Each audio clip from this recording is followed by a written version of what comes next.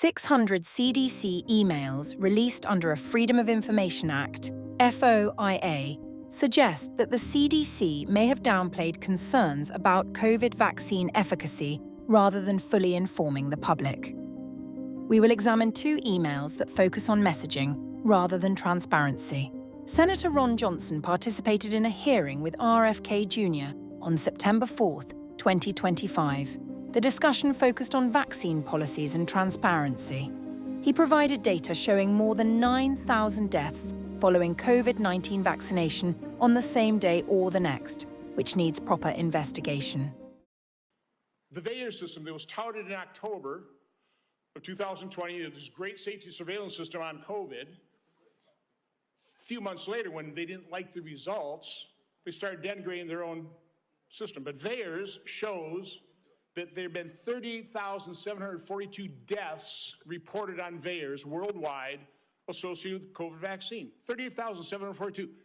9,252 of those deaths occurred on the day of vaccination within 1 or 2 days.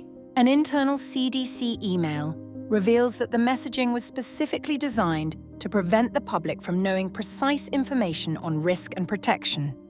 This suggests a policy preference to avoid public knowledge of risk levels. Florida Surgeon General Joseph Ladapo raised concerns about the mRNA COVID-19 vaccine's DNA content, citing it as a serious public health risk, underscoring Senator Johnson's vaccine death data. It appears that the CDC did not address this.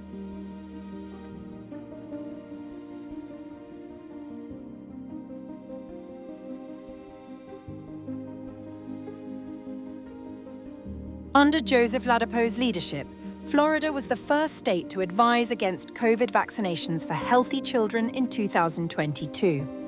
This decision reflects ongoing debates about vaccine recommendations and public health policy.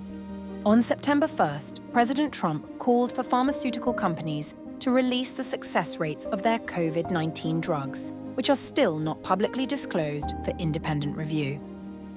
Why has this data still been withheld if we are to believe the prior administration's CDC claims that the drug is safe and effective?